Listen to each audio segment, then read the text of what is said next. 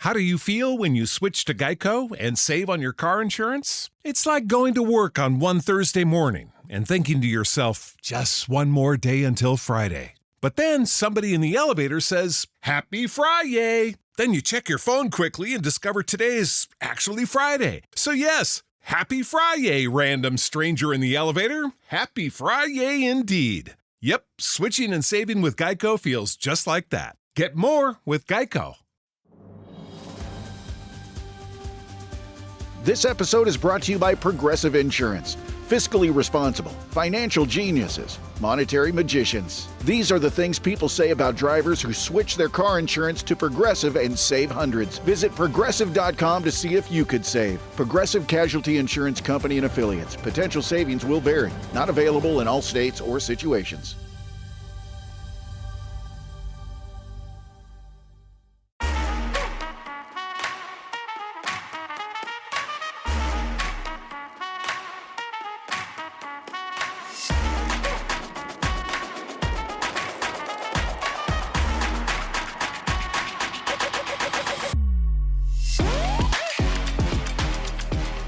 Hello everybody and welcome to another episode of Attack the Baseline, a WNBA podcast where every episode we attack our baseline knowledge of the WNBA. We're back. It is the quietest week maybe of the entire offseason so far. Not a lot of WNBA news, but we've got a great show lined up for you today. I'm your host John, joined by my co-host Kristen. If you're new here, welcome. Happy to have you. We talk about the WNBA, except when we don't talk about the WNBA. And today, we're going to dig into a very great documentary that we checked out called The Woman of Troy, a 2020 documentary available on Max about Cheryl Miller and Cynthia Cooper and the McGee twins and all other aspects of the impressive 1980s USC team that was so good in college basketball, because right now we're kind of focused on college basketball because that's the thing to talk about. But before we get into that, Kristen, how are we doing after getting off of this wonderful documentary? Oh, I'm doing great. I'm hungry. It's really past my dinner time. Okay. I asked her before we recorded this, are you going to be able to make it through the podcast? Yeah, it's fine. I'm questioning it. Yeah, I will. Maybe you'll hear my tummy rumbling. That'll be fine. But mostly I'm looking forward to Thanksgiving. Yes. My pumpkin pie, my mashed potatoes. Mm-hmm. My stuffing. Mm-hmm. A little gravy and turkey, all that good stuff. Yes, it is the holiday season, and the WNBA is quiet as a mouse. There's not much to do outside of looking forward to the expansion draft coming up on the 6th of December. So dial into that. It's coming around the corner.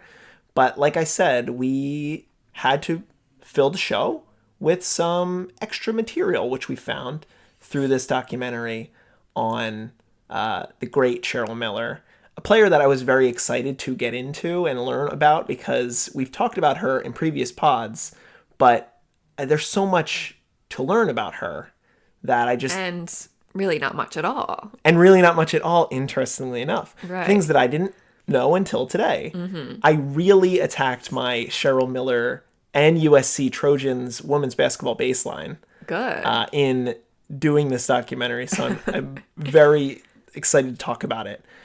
If you're new here and you'd like to reach out to us, you can do so at our email, attackthebaseline@gmail.com, or connect with us on our Twitter or Bluesky at ATBPod, ATBPod_. We're there. We're hanging out. We're posting shows.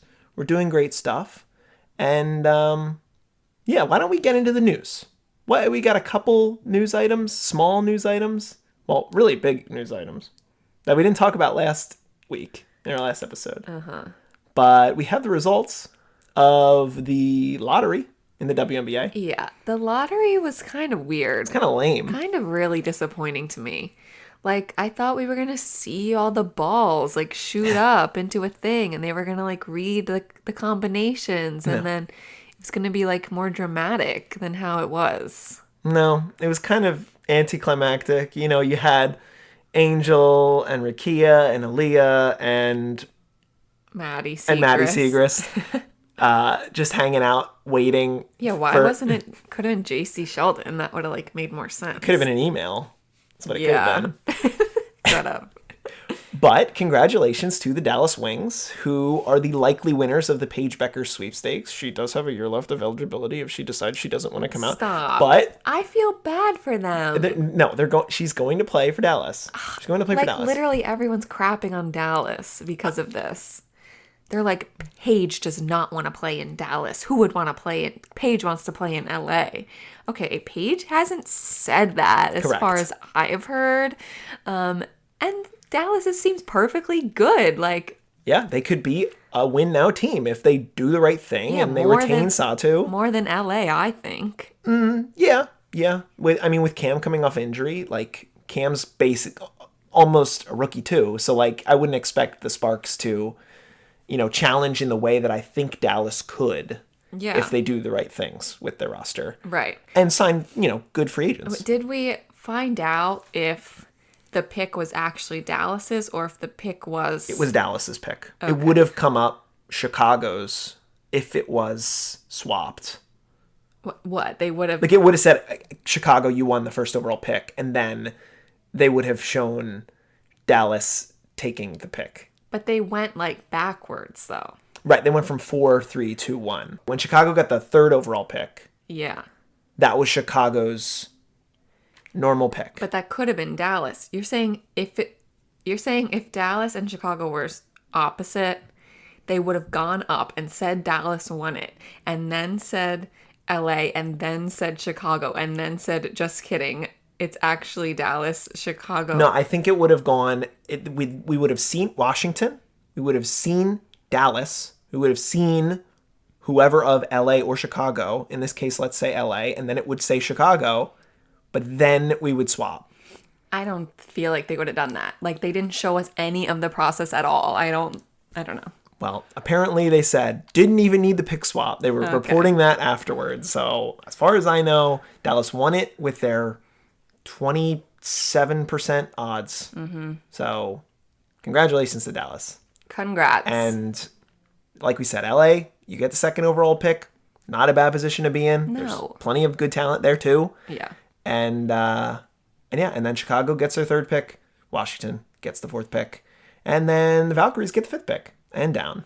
Okay. And the Valkyries are going to have a team in under 2 weeks. So we will get there when we get there. Mm-hmm. But right now, let's talk about this incredible documentary, The Woman of Troy, which is about, like we said, the USC Trojans women's basketball program around the years of 83 to 86, with some history before and some history after. So we're going to kind of section this into 3 sections. Why don't we talk about the beginning part of this documentary, which was referred to as the BC era, before Cheryl, which I thought was a very good way to do it. Yeah, that was really cute how they broke it up. What did we see here? The early history of women's basketball. I mean, it was like depressing, early women's basketball. Whoever made these rules said women can't handle running up and down the court like men. So you have to play on a half court. Women who get tired. Right, you get too tired. You can't, you don't have enough durability or... Yeah. It was silly. It's silly. Yep. But I guess, that all happened. And then, eventually it comes into college, especially with Title IX. Yes. The Title IX allowed women's teams to get a lot more funding and things like that. And then early, I guess 1982 was the first NCAA championship for women. Right, the first official, seasonal championship. I guess that wasn't regional, because the first thing that, and there were so many good folks that took time to do this documentary.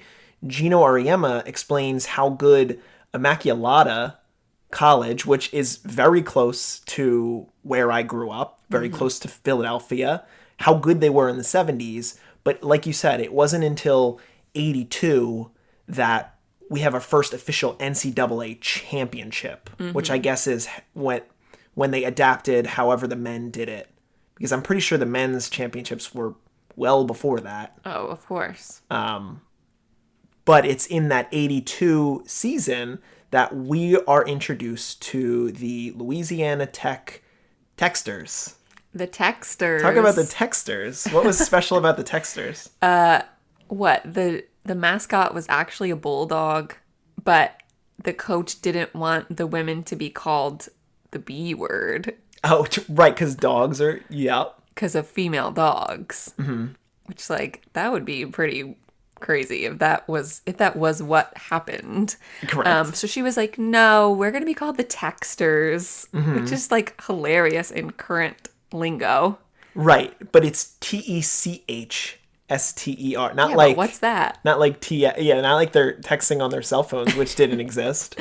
Right. Well, it's Louisiana Tech. I guess like Techers isn't better, so we'll get Texters. Yeah. Kind of weird. But they had, like, honestly cute uniforms. They hit some drip. They were wearing polos, like full sleeved collared polo shirts. But like still short shorts that were cute. So I kind of liked it. I thought it was a really good color, light blue and white. Like there are so many historical jerseys that are in that pattern or in that color scheme that are just so great. Like powder blue jerseys are just great, pretty much all across the board. Some interesting things to note about this team, coached by Coach Sonja Hogue, really great coach. Louisiana Tech was, at that point in time, the number one team in the country before we get into USC. Kim Mulkey, the current head coach of the LSU Lady Tigers. She was there, and she was on good. That team. 5'4" and really good at being a point guard. I love, and like Kim Mulkey was also in the documentary. She spoke about Cheryl and everything going on, and like I know it's crazy for me because we were born in the 90s. When I see this like old TV footage, I'm like, this was so long ago. And in my brain, I can't imagine, like, to me, it feels like this Cheryl Miller, watching this old footage, that this happened, like, 60 years ago in my brain. But, like, seeing that it was Kim Mulkey, who's still very much around, and not that old. I mean, Cheryl Miller's not that old. Right, these people are not really that, like, this wasn't that long ago. No. But to me, it feels like it was, but it wasn't. Well, that's just because we don't watch a ton of 80s, 70s footage. No, I can't. Like, you just don't. and you know, a lot of the footage in the documentary is really cool to have, but you can see some of the age on some of the shots or some of the video. But for the most part, it's very easily digestible. Yeah. Throughout the documentary. So that sets up our opposition, let's say, this Louisiana Tech team. That is very good. But now let's bring in the advent of Cheryl Miller, who joins the USC Trojans as a freshman in 1983. Up until that point, she had a crazy accolade where her high school team won 179-15, and she scored 105 points, and she can dunk. Yeah, what? And the way that everybody involved in the documentary was describing her, she sort of was revolutionizing the game because she was bringing this attacking the basket style of play that was not so common in the women's game. Up until that point, it sounded like it was a lot of, jump shooting and layups. But the way that Cheryl, and you could see it immediately when they started showing her footage, like the way she could go at the rim was incredible. It looked very reminiscent of even the best players today. Like her ability to, take a sidestep and pump in the air and cash off the backboard, a lot of and ones. Like, she was a firecracker player, and she brings that ability to this USC team. So I think in order to talk about USC over these 4 years, we got to lay out the team, who is involved. So what was the story that got Cheryl to join USC? Because I thought that was a pretty cool thing. It was cute. So there were two twins on the team, Pam and Paula McGee, who were already on the team. They were 2 years older than Cheryl. And they were 6'3" and already, great basketball players. So when Cheryl is meeting with recruiters and traveling around to colleges and talking to teams, they talk with her, the twins, and they say, Cheryl, you're going to be number one in the country probably, but we're number two. So you can either play against us for 2 years and maybe lose, or you can play with us and we'll win. Right. And she said, okay, sign me up. Which, good call on her, I would say. I mean, you get to go to school in California, kind of an interesting gig. And clearly, the McGee twins sold the right story, because Cheryl had hundreds of letters, and they showed her in her childhood bedroom with all these stacks of schools. And she had her own private telephone installed in her room just for recruiters to call her phone. How cool. How cool. So she commits to USC. We have Cheryl and the McGee twins, and we have another important member of the team who decides to go to USC, and this is Cynthia Cooper. Cynthia Cooper, who is a WNBA great that, unfortunately, I was not familiar with, and that was my fault. Clearly, I should have known more about her going into this documentary because of what we learn later about her WNBA accolades. But she is a woman who attends USC. She has a little bit of trouble adapting to school life, but is encouraged by her brother Ricky, who, similar to like Cheryl and Reggie Miller, who, if you don't know Reggie Miller, he was a very famous Indiana Pacers player. Like the two of them would make each other better at the game of basketball. And Cynthia said that she would spend a lot of time playing with her brother Ricky, and he would always encourage her. And he was like, you've got this. You're going to do so good at USC. And now we have a squad trying to go for a championship. And what we learn early on is how tough Cheryl is in practice. Like, going for every loose ball, playing super hard. They said the practices were harder than the games. And she actually has a bit of a budding rivalry with Cynthia Cooper, just because Cynthia Cooper was a talker, and Cheryl kind of aspired to also be a talker, but she was like, Cynthia blew me away. She could talk. Yeah, and like, I get it from Cynthia with all of these, because Cynthia was also in the documentary, all these women were, and they talked about their experiences. And Cynthia said, there was some animosity between me and Cheryl, because it was always about Cheryl. Right. And, I wanted to feel important too. Right. I was really good too. And I wanted to be recognized. And I totally understand that. Like, with all of these women on this team being so good, and Cheryl being Cheryl, she takes up a lot of the limelight. Right. But ultimately, it seems she was like, but I always appreciated it. It was always fun. Like, it didn't seem like there was any like actually bad blood. No. Yeah. No. So that takes us to the 1983 NCAA Women's Basketball Championship, where our USC Trojans go up against these Louisiana Tech Techsters. So let's lay out this game, because it is of two arcs. In the first half of the game, USC struggles. And Louisiana Tech, who won in 82, says that they don't have the pressure. They don't have the same pressure that USC has, because USC is trying to go for its first championship. And they are all playing pretty tight. And in the first half, It's a 37 to 26 point advantage for Louisiana.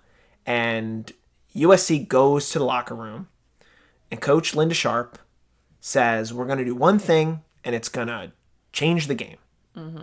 We're going to press.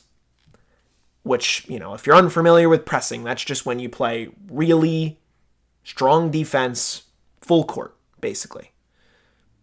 So, naturally, USC figures it out. They press, and they press, and they press, and they cut the lead down, and eventually, with just under 7 minutes to go, tie game, 57-57. USC's back in it. All the players are kind of going off. They're kind of doing their thing, and they're putting Louisiana in their place. And then there's a really cool moment when the game is tied 67-67. With 9 seconds to go, Kim Mulkey's got the ball. She's driving to the hoop. Cynthia Cooper sets her feet, or doesn't set her feet. Kind of slides her feet. I don't really know about that. Maybe the rules are different. I don't know in 83 what the rules were for taking a charge, but Cynthia Cooper in this moment takes a charge from Kim Mulkey, and the shot obviously doesn't go in. Offensive foul, which apparently they called a lot of. They mentioned in the documentary there were a lot of offensive fouls called in this game. But here's another one on Kim Mulkey, and Cynthia Cooper goes down to the ground, and Cheryl runs right over to her and says, "You took a charge. You did it. You took a charge," which I guess was something that she wasn't commonly doing in practice or in games. But it allows USC to get the ball back, ultimately leading for them to take the go-ahead shot, go up 69-67, and win the game. Huge. A great moment. The celebration was great. Cheryl takes the basketball, punts it sky high. She sick. Kicks the ball. That's hilarious. And she says later, this is the best moment of my life. Yes, that first championship was the best moment of her life. And they held it there for a while. It fades into, the picture of them celebrating around the trophy. So sweet. And then she's dunking at the Grammys. Now she's going from star to super duper star. Right. Especially being in LA, she is where Hollywood is. And she's being invited to do appearances at all these different things. Right. She's in magazines. She's everywhere. Oh yeah.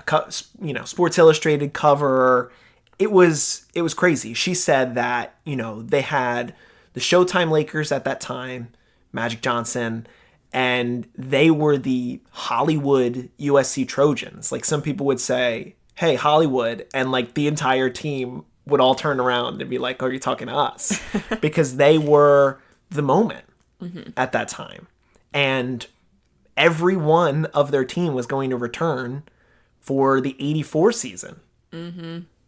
But let's get into that. What happens at the start of the 84 season that we learn could have literally changed the entire timeline of women's basketball. There were so many things in this that could have changed the timeline of women's basketball. Yeah. So Cynthia Cooper, her brother, passes away at the beginning of this year. Yep. And she says, her mom needs more support, and she quits school. She quits the basketball team. But the coaches at USC were persistent in bringing her back, saying, you need to come back to school. It's important for you to finish this out. Right. And I'm sure they also wanted her to be on the team so they could keep winning.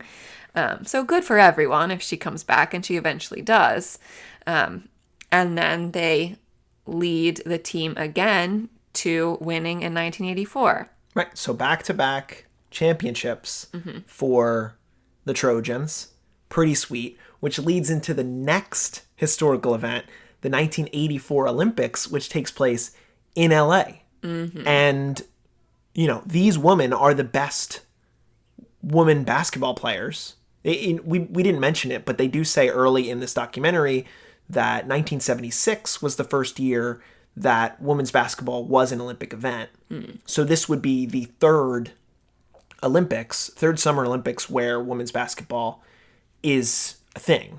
So that's cool for me. I'm like, who's gonna be on the team? Because we've got a lot of really good players. really good young players. Really good young players. Because at this point, there's other leagues happening around internationally, but there's no professional league in the US. No. So all of the good players are in college, essentially. Mm-hmm. And this is a little bit of a bummer moment because we learned that Paula McGee is left off of the Olympic team.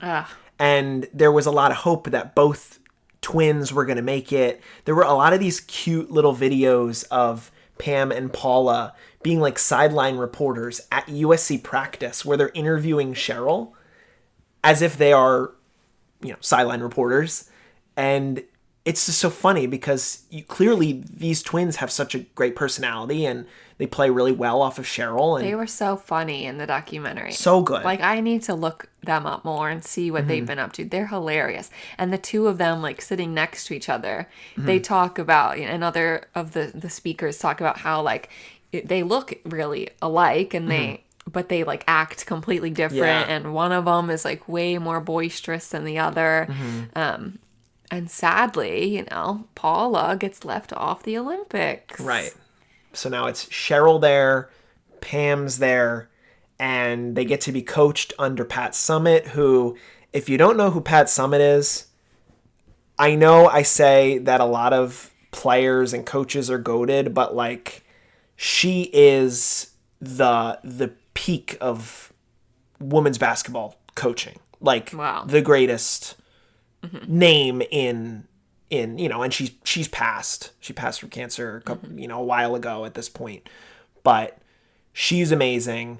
And, under her, they're able to get the first gold medal for women's basketball for the U.S. Pretty sweet moment. And that ultimately leads to Cheryl being like, I won 2 championships. I won a gold medal. What do I have to look forward to now? Because, when I'm done school... Well, she still has 2 more years. She still has 2 more years. In school. When she's done school, there's nothing out there unless she's willing to go overseas. Yeah, so the McGees go overseas. Cynthia Cooper ends up going and playing in Italy for 10 years. That's crazy. Yeah. Becomes fluent in Italian. They show her speaking Italian. Well, you gotta, become part of the culture, I guess. Well, and it was interesting because at that time, Cynthia says that the best league in the world is in Italy. Yeah, that's because she was getting calls from her agent to like play in Mexico, and she's like, "No, I'm going to go to Italy. I'm going to play for Parma." And she goes and plays for Parma, and I don't know how many championships she won, but she has a solid career in Italy. The McGees actually tried out for the Globetrotters too, which was funny. I don't know. They didn't really go into detail if they went much further. Yeah, that was funny. But then we have... I'm famously not necessarily Globetrotters. I am a Harlem Wizards fan, which is like the Globetrotters, but not. Okay? Same kind of thing. So I'm famously a fan of that situation. Oh, yeah. What, just fun basketball. Trick basketball? Trick basketball. Yeah. And at this point, Cheryl is, doing interviews, and they say, "What's next for you, Cheryl?" And she says, "Oh, my brother Reggie and I," Reggie was playing at UCLA at the time, we dreamed of being on the Lakers together. And, there was a scenario where a woman was drafted in the NBA. They talked about that in the beginning of the documentary. And Ann Meyer Drysdale, who is one of the announcers for the Mercury, she was drafted by the Pacers. I think she played like a minute or something. No, I don't think she didn't even play a minute. Yeah. Which they refer to it as a publicity stunt. It wasn't a publicity stunt. She was very good at basketball. She was like, the media was horrible to me about this. Brutal. Like, I was serious and I wanted to play on the team. Right. And that's so mean. Didn't have the chance. Yeah. Ugh. But Cheryl's saying, I am longing for, there to be a league here. Yeah. And this is like 87 at this point, or late 86.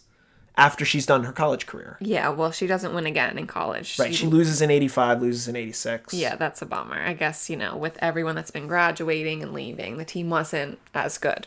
But yeah, that really hit me because all of these people were saying, imagine you are the widely known as the best in the world.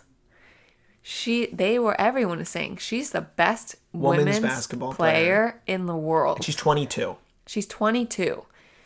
And nobody wants to watch her anymore because they can only watch college basketball. Right. Unless they're in another country.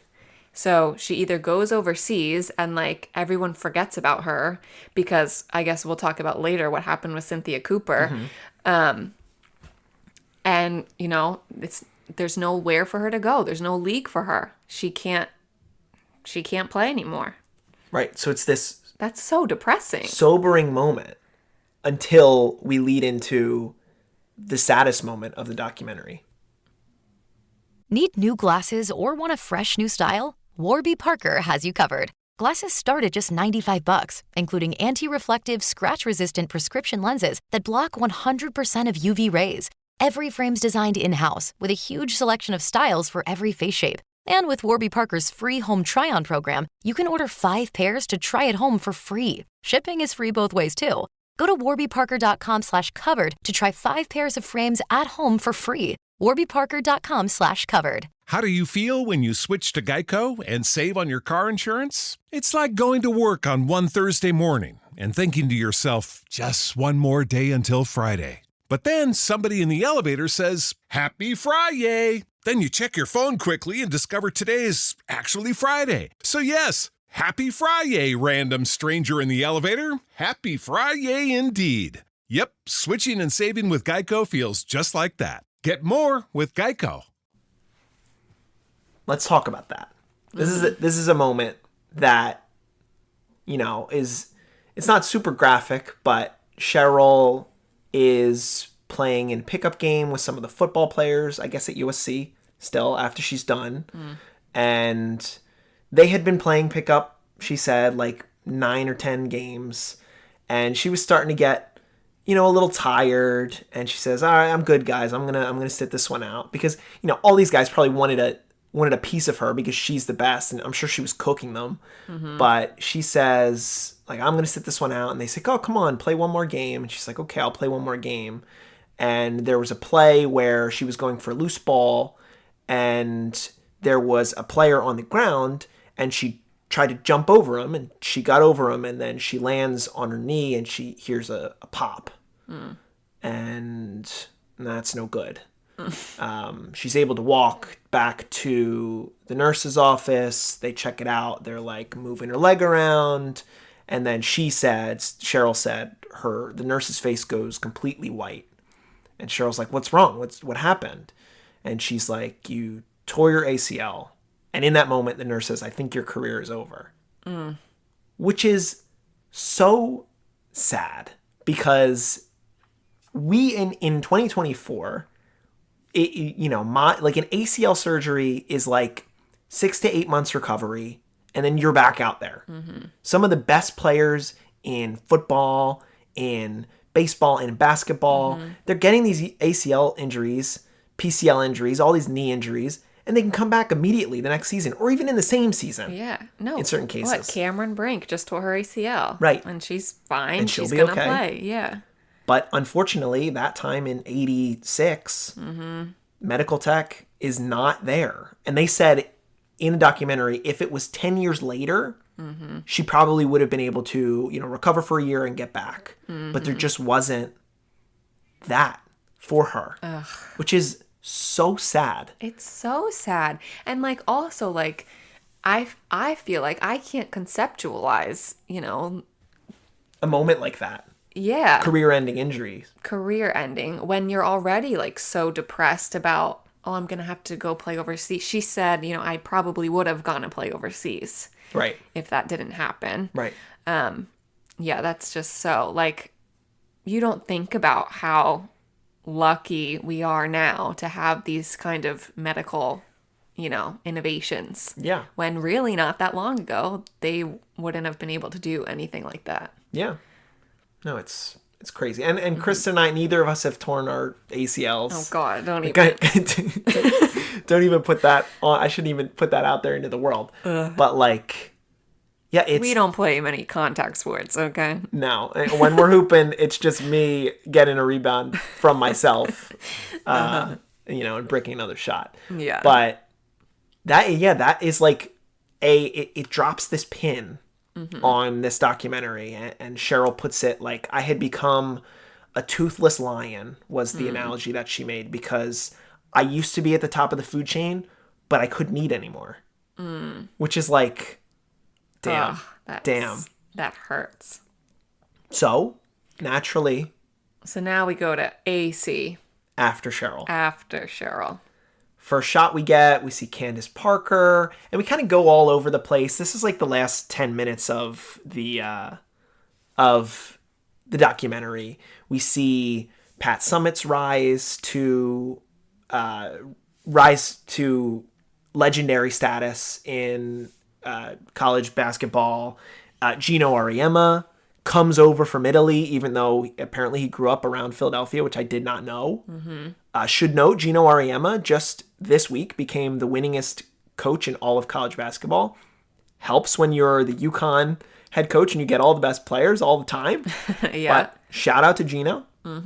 Oh, we randomly saw a shot of Arike shooting over Fee to win against UConn in the championship, which like we just heard about in the Unrivaled video last week. Literally just learned about it. And I said, oh my God, there's Fee. That's it. Arike. Yeah, they said Arike. I was like, what? Oh no, they said Agumbawale. They didn't say Arike. I was like, huh? And it was Fee. And I was like, wow, we just talked about Literally this. just. So we saw that moment. And we get to the 96 Olympics team. I should say, if you would like to know some of the earliest history of what grew into the WNBA, if you enjoyed this documentary, I believe it was our third podcast that we recorded. We did a history of the W. Yes, it was called Happy Birthday WNBA. It was Yes. on their 28th birthday this year. We did a recap of like 150 years. Of women's basketball. I thought it was great. It was one of my favorite shows that we recorded, but I really encourage you to go back and listen to that if you haven't, especially for any of our new listeners out there, because I'm sure there's a good couple that have not taken the time to go back. Check that one out, because we talk about this 96 Olympic team and its influence in bringing the WNBA to prominence. Like, they're able to push David Stern, who's the commissioner of the NBA, to back a women's league, a women's national basketball league, basketball association. And in this case, the WNBA is formed. And it's appropriate that in this documentary, which is so focused on the college game, eventually leads into all these conversations about the WNBA, which is what our show is about. So let's talk about, you mentioned it, you talked about it, the return of Cynthia Cooper. Yeah. And what that meant for the WNBA. Like, I guess people just like thought she fell off the face of the earth. There's like no way to keep in contact with people in Italy at this time. Dot-com boom hadn't hit yet. No. So Cynthia Cooper, she's playing in Italy, 10 years at this point, and doing her thing, and she hears about the W forming, and she says she called the people at the W, and she said, hi, I'm Cynthia Cooper. I sent in a video, A highlight reel. my highlight reel, if I'm interested in playing. And they're like, Cynthia Cooper, where are you? Like, we've been looking for you. Where have you been? And they like can't find her because she's in Italy. That's like so crazy to me. But she comes back as one of the members of this original Trojans team, this women of Troy, to represent, and she is like the breakout star of the WNBA. Yes, the immediate MVP leads the Houston Comets to a championship in the first season of the W. Leads the Houston Comets to a second championship. 4 championships. A third championship. And a fourth championship. All back to back to back to back. Crazy. And she's MVP every single year. Yep. So, like... And it's just wild. Like, because if you didn't know that, if you didn't know, if you said, oh, you know, if, you know, we're in the USC years and you were saying, oh, a W professional league is going to come in a couple of years, you know, oh, Cheryl will be the face of it. Right. Obviously, Cheryl is going to be the best one. But it's not. It turns out it's her teammate who wanted the spotlight too. Right. But didn't really get it in college because of Cheryl. But now Cheryl's hurt. Cheryl isn't there. And finally, Cynthia Cooper gets this like shining moment where she's the best player in the WNBA. Right. That's crazy. Coop was going crazy. Oh, for sure. The house that Coop built The house that Coop built. was the W. Yeah, so shout out to Coop. It was so crazy the way that we saw Candace Parker talk in the later stages of this documentary about how when she was 11, the first game that she turned on was this Cynthia Cooper finals game where she was going off. She raises the roof. She does raise the roof. And Candace is like, then every time I would score, I would raise the roof because that's what Coop did. And, you know, her coaches were like, you got to stop raising the roof. But they all raised the roof because they were so infatuated with how good Cynthia Cooper was. And that is really fascinating because there was a moment where she almost didn't come back for that second season at USC. Right. And like, what does the W look like if she's not the 4-time MVP of the first 4 seasons? Like, right. What does the W look like if she never comes back? And what does the W look like if Cheryl doesn't tear that never got ACL, hurt? man? Right. Yeah. Ugh. Yeah. And yeah, Cheryl would have been like 32. Yeah, fine. She would have had like 5-6 years to play good hoops. Yeah. And she would have crushed them. But instead she goes into broadcasting. And she is so wildly respected across NBA broadcasting. She interviews, you know, Michael, and she interviews Tim Duncan and Tony Parker and Shaq and D-Wade and all these, like, Kevin Garnett, all these NBA legends, and they all treat her with such reverie. And they understand how important she is to the game of basketball and how, you know, how much she is the best woman basketball player of all time. And there's a clip of Reggie at, was it a draft lottery or something? Or the ESPYs maybe, where he says, I'm so lucky to be in a room with the 3 best basketball players of all time. Michael Jordan, Magic Johnson, and Cheryl Miller. And then Cheryl Miller, who's like right next to him on the stage, is like hitting him on the butt and like smacking his hand. And then she like chest bumps Charles Barkley because like, Charles, you're not better than her. It was cool that she had like this post career. And I should mention, she was the head coach of the Mercury in their inaugural season. She didn't really stick in the W too long, but you know, she was the coach at the All-Star game this past year. Right. There's Having a great bunch time. of coaching openings. Oh, that's true, Cheryl. Wow. What if she gets hired? That'd be crazy. To be the coach of Dallas? Yeah. That would be freaking cool. No, but that was really sweet. Like, I'm a crier. I tear up during documentaries. And at the end, you know, I was tearing up, like how they were describing how all of these male basketball players still treat her with so much respect, even though, you know, she had such a limited career. They still highly revere her as one of the best to ever play. And that is how society changes and society gets better, is when, honestly, when men can treat these women with just as much as respect as they treat all the men in the sport. So that was nice. Yeah. So at the end of the day, men respect women. Period. Period. And if you don't think that's a thing that should happen, then you listen to the wrong podcast. That's all I'll say. It was a great documentary. It was perfect. And it was under an hour. Yeah.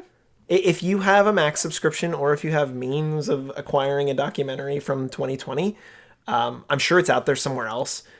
Really encourage you to check out The Woman of Troy. It was a great watch and perfectly appropriate because it was all about the college game. And right now, there's a lot to do with the college game in the focus because the W is going to be quiet. It's going to basically be college basketball and Unrivaled for the next couple months. So we're hoping to check out some more of these documentaries. Still trying to figure out which ones we want to get into in some of these off weeks. But like I said, great one to check out. Hope you enjoyed us talking about it. I had a great time actually talking about it because this is different than talking about a game. You're talking about television. Yeah. And it's fun because the way they produced it, the story they tell is like so fun to talk about. And like the arcs that these players, human beings, went through. It feels like TV a little bit in certain cases. Yeah, yeah. But this is real life stuff. Well, something else I want to bring up is at the beginning of the documentary, they basically start with, women's sports. No one cares about women's sports. They talk a lot about how television is what has brought, women's sports into the forefront. And kind of the first example of a woman, being so dominant in sports was Billie Jean King beating whoever the man was that she beat. Briggs or Riggs or some bozo. In a tennis match. Yeah. And how that was like a huge thing that she beat this man on TV.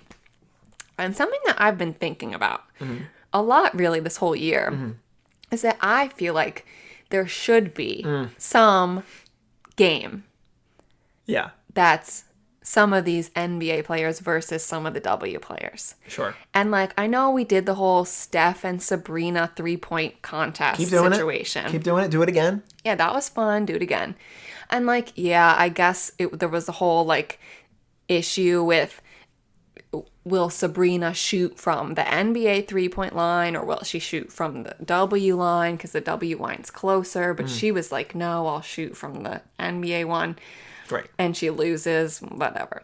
Still did very well. Yes, of course. So I just feel like it doesn't have to be like, maybe it's in college. Maybe it's just... Yes. Maybe... I think it would go off better if it was a college event, but continue your thought. Fine.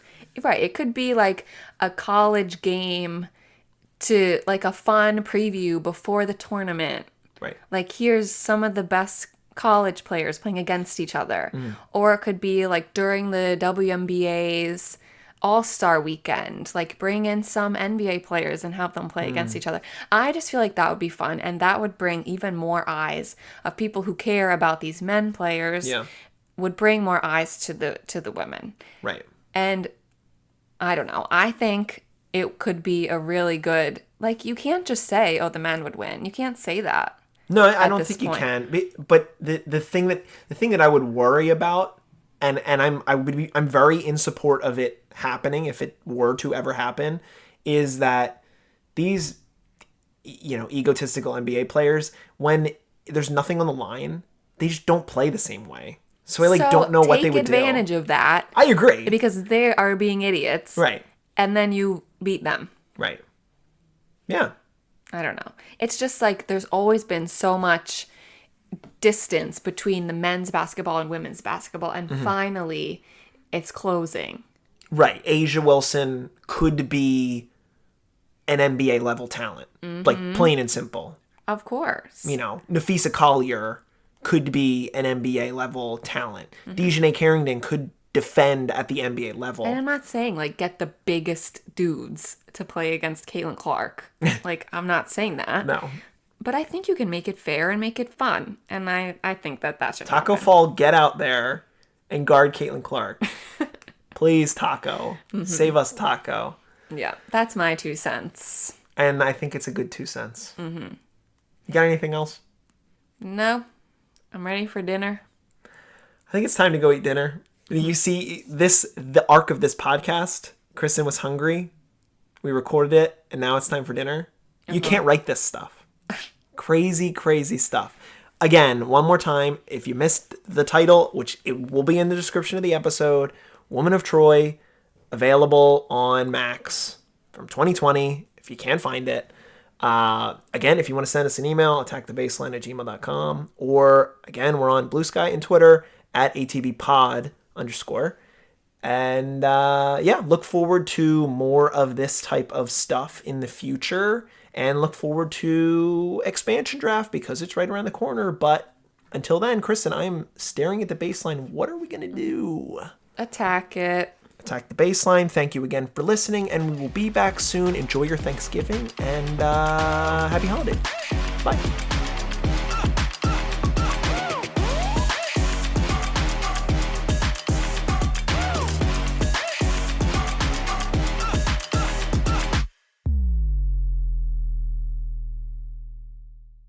How do you feel when you switch to Geico and save on your car insurance? It's like going to work on one Thursday morning and thinking to yourself, just one more day until Friday. But then somebody in the elevator says, Happy Friday! Then you check your phone quickly and discover today's actually Friday. So yes, Happy Friday, random stranger in the elevator. Happy Friday indeed. Yep, switching and saving with Geico feels just like that. Get more with Geico.